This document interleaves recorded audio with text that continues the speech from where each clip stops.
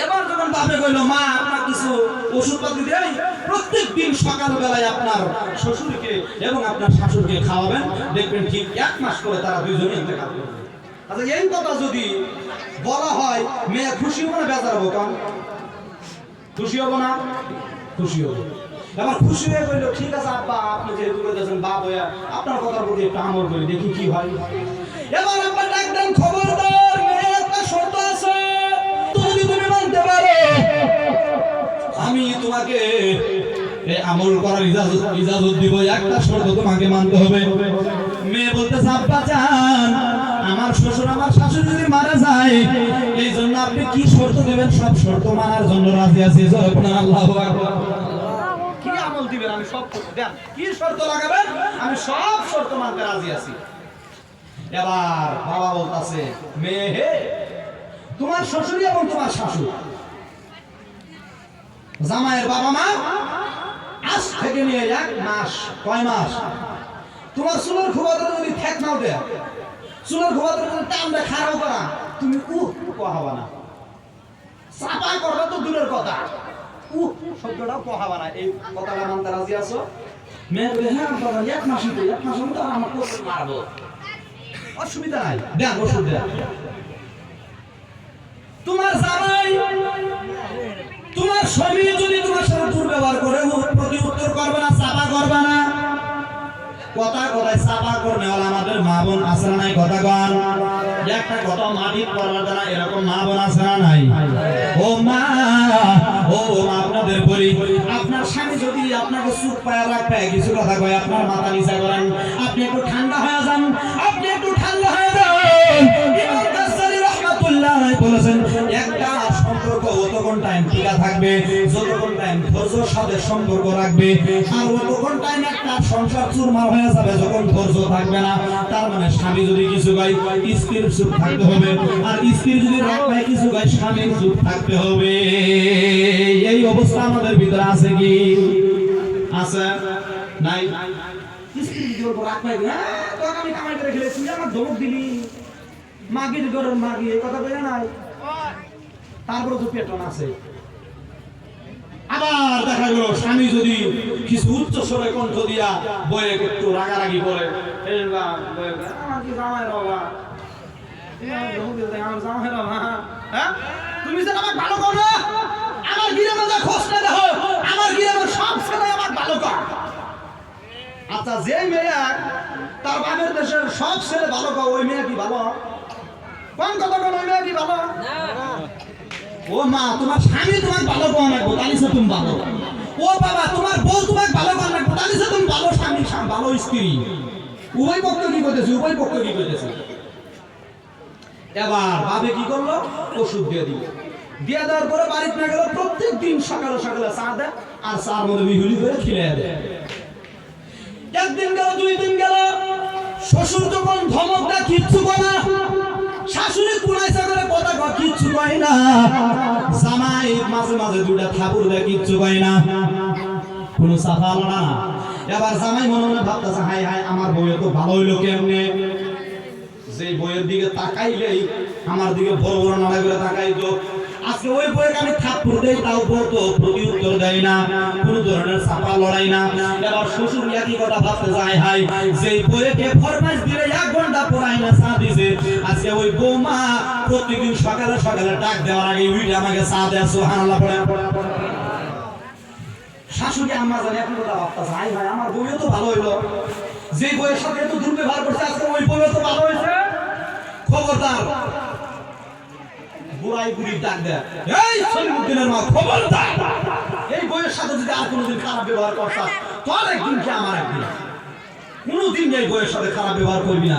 দেখ দেখ দেখ বউ কত ভালো হয়ে গেছে, দেখ দেখ কত ভালো হয়েছে।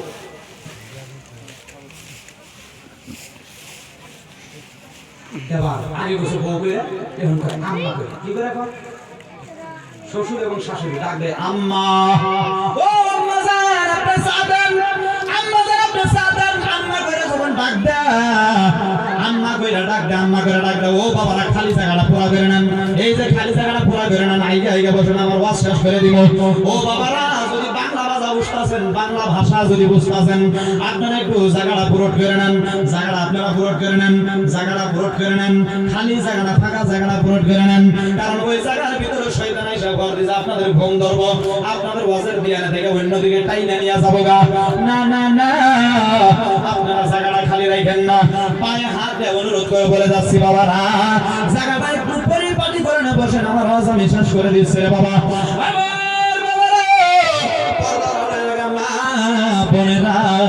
এবার ওই মায়ে কি করলো, ওই শাশুড়ি কি করলো, ওই বেটার বউকে আর বেটার বউ করে ডাকে না, বউ করে ডাকবে না, মা মা করে ডাকবে। জোরে পড়ুন সুবহানাল্লাহ। আবার পুরার বউ পুত্র বধূ মনে মনে ভাবতেছে হায় হায়, যেই মা যে আব্বা যে শ্বশুর যে শাশুড়ি আমাকে সব সময় পুত্র বধূ করে ডাক দিত না, ডাক দিতে টান পাইতো, আমার সাথে কথা বলতেও টান পাইতো, আজকে ওই শ্বশুর শাশুড়ি আমাকে আম্মা বলে ডাক দেয়। জোরে পড়েন মারহাবা।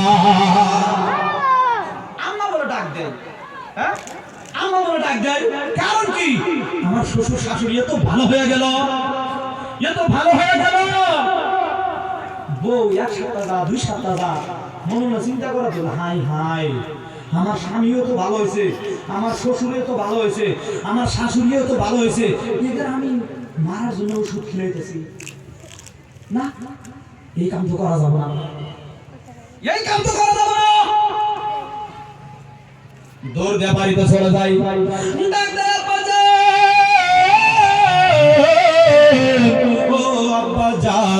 আপনি যে ওষুধ দিয়েছেন আব্বাজান, খবরদার বিনাশ হয়ে গেছে। আমি তো প্রায় 3 সপ্তাহ নাগানাগি ধরে খাওয়াইতেছি, কিন্তু ও আব্বাজান বাড়ির কন্ডিশন তো বদলে গেছে। জোরে বলেন সুবহানাল্লাহ। ও আব্বাজান, যেই কারণে আমি আপনার কাছ থেকে ওষুধ দিয়েছিলাম, ওই কারণ তো আর কারণ নাই, ওই কারণ ভালোর মাধ্যমে পরিণত হয়ে গেছে। এবার বাপে বলে মা কি হয়েছে, আপনি খুলে বলেন, মা কি হয়েছে খুলে বলেন। আব্বা জান, যেই জন্য আপনি ওষুধ দিয়েছিলেন, আমার শ্বশুর শাশুড়ি আমাকে জ্বালাইতো, আমার স্বামী আমাকে জ্বালাইতো। আব্বা জান, আমার শাশুড় শ্বশুর আমাকে আর জ্বালাই না, আমার জামাই আমাকে আর জ্বালাই না। আমার জামাই আগে যদি 1 সপ্তাহ পরে আমার মদন কটকটি আনতো, এখন প্রত্যেকদিন রসমালাই জাম জাম সব নিয়ে আসে। জোরে পড়েন সুবহানাল্লাহ। আমাকে পা ধরবে, তাহলে ওই শ্বশুর শাশুড়ি মারবো, ওই বাচ্চা আমি আব্বা করে ডাকবো কাক, মা করে ডাকবো কাক? হ্যাঁ, কে আমাকে মা করে ডাকবো? মা করে ডাকার কেউ তো থাকবো না যদি মাইরা হয়।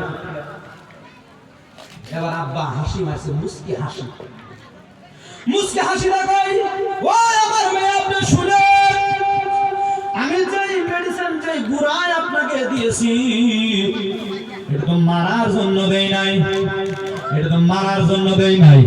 আল্লাহু আকবার পড়েন। মেয়ে কয় হ্যাঁ কি কর, মারার জন্য দেয় নাই, তাহলে কিসের জন্য দিয়েছেন? এবার বাবা বলতেছে, ও আমার মেয়ে আপনি শুনেন, আপনাকে আমি যেই মেডিসিন দিয়েছি এটা হলো ক্যালসিয়ামের পাউডার। মুরব্বি মানুষ, মুরব্বি হয়ে গেছে, ক্যালসিয়ামের পাউডার দিছি, সকালবেলা চার সাথে মিশুরি করে খিলাইছেন। আপনার শ্বশুর আপনার শাশুড়ির গাইডে গাইডে ক্যালসিয়াম কইমা গেছে গা, ওই ক্যালসিয়াম পাওয়ার জন্য আমি আপনাকে ওষুধ দিয়েছিলাম। জোরে পড়েন সুবহানাল্লাহ। যদি মেয়ে বিয়ে দিয়েছেন, এরকম জ্ঞান নিয়ে চলতে হবে, এরকম টেকনিক নিয়ে চলতে হবে, দেখবেন আপনার বিয়ে ভালো হয়ে যাইব, আপনার জামাইও ভালো হয়ে যাইব, আপনার মেয়ে সোনার টুকরা হয়ে যাইব। এই সমস্ত আমল আমাদের করার দরকার আছে না? ও বাবারা, ও মা, পর্দারে থাকা মা, আপনারা শুনেন, আপনি যদি চান আপনার জামাইকে আল্লাহর ওলি বানাই দিতে পারবেন। এই ঘটনাটা পুরো আমি শেষ করে দিয়েছি রে বাবা। ও বাবা, আমার আল্লাহ রাব্বুল আলামিন পবিত্র কোরআনের মাধ্যমে বলেছেন, ইন্নাস সালাতা তানহা আনিল ফাহশাই ওয়াল মুনকার। আমার আল্লাহ রাব্বুল আলামিন বলেন, বান্দা আমি তোমাদেরকে নামাজ দিলাম, আমি তোমাদেরকে নামাজ দিলাম, নামাজ, এই নামাজ যদি পড়তে পারো বান্দা, আমি তোমাকে জান্নাত দিব। জান্নাত দিব কোথায় দিব? জান্নাত। এই নামাজ আমাদের ভিতরে নাই। ও বাবারা শুনেন, ও মায়েরা শুনেন, আজকে যদি সকালবেলা ফজরের টাইমে, ফজরের আযান হওয়ার পরে যদি কোনো মা আল্লাহর নবী হাদিসের মধ্যে বলেছে, হাদিসের মাধ্যমে আল্লাহ রাসূল বলেছেন, আল্লাহ নবী রাহমাতুল লিল আলামিন হাদিসের মধ্যে বলেছেন, কোন মায়ে সকালবেলা ফজর আযান হওয়ার পরে স্বামীর বুড়ো আঙ্গুল, কোন আঙ্গুল? বুড়ো আঙ্গুল, পায়ের বুড়ি আঙ্গুল ধরে যদি টান দেয়, আমার আল্লাহ পাক বলেন ওই নারীর আমল নামাই উত্তম 80 রাকাত নফল সওয়াবের, নফল নামাজের সওয়াব আমি আল্লাহ তার আমল নামাই লিখি। সুবহানাল্লাহ। এটা হলো মা বোনের আমল। কাগের আমল? কোন মায়ের যদি ওনার স্বামীর পায়ের বুড়ি আঙ্গুল ধরে ফজরের নামাজের টাইমে ডাক দিয়া চেতন করে আর যদি কয়, স্বামী হে আপনি নামাজ পড়েন, আমার আল্লাহ কয় এই আমল করার জন্য 80 রাকাত উত্তম নফল নামাজের সওয়াব ওই বান্দির আমল নামে আমি লিখে দেই। সুবহানাল্লাহ। এবার মা বোনেরা কয়, হুজুর একদিন আমি টান দিছিলাম। একদিন কি দিছিলাম? বুড়ো আঙ্গুল না হুজুর, লেপের কানি ধরে টান দিছিলাম আর কইছিলাম যে মফিজুদ্দিনের বাপ উঠো নামাজ পড়ো। এত বড় বড় করে চা হইছিল, আর কয় পেড়ি একবার টান দে কুরবানি করে হালাম। এবার পাড়া আঙ্গুলের ভিতরে আছে না কথা? কোন কথা আছে না? হাই হাই চিন্তা করে নামাজের কথা কইছে বেচারি, আর কয় একবার টান দে কুরবানি করে হালাম। আরে খারাপ কথা কইছে কি? আনারা বোধহয় কম না, কিন্তু বহুত জায়গা আছে কম। ও আপনি শুনেন, আপনি চাইলে আপনার স্বামীকে জান্নাতি বানাইতে পারবেন, আপনি চাইলে আপনার স্বামীকে জাহান্নামে লয়ে যাইতে পারবেন। আমার আল্লাহ রাব্বুল আলামিন বলেছেন, স্বামী স্ত্রী দুনিয়ার জমিনে যেমন জোড়ায় জোড়ায় আমি সৃষ্টি করেছি, কাল জান্নাতের মাধ্যমে আমি আল্লাহ প্রথম যে সাথী জান্নাতের মাধ্যমে পরিচয় করায় দিব, ওই জান্নাতের মাধ্যমে পরিচয় করায় দিব। দুনিয়াতে যে স্বামী স্ত্রী ছিল তাদের পরিচয় আমি আল্লাহ করায় দিব। জোরে পড়ে সুবহানাল্লাহ। কিন্তু এই সাথী, এই স্ত্রী এবং এই স্বামীকে যদি জান্নাতে পাইতে চান, দুনিয়ার জমিনে জান্নাতি হওয়ার আমল আপনাদের করতে লাগবে। কিসের আমল করতে লাগবে? কিসের আমল? জান্নাতি হওয়ার আমল। জান্নাতি হওয়ার আমল কেমন দেখেন? এক সাইডে এক থালিতে ভাত খাওয়া লাগবে। আপনারা কি কোনোদিন খাইছেন? খাইছেন কি? খান নাই? ওই যে বিয়ের দিন কোরবান খাইছিলেন,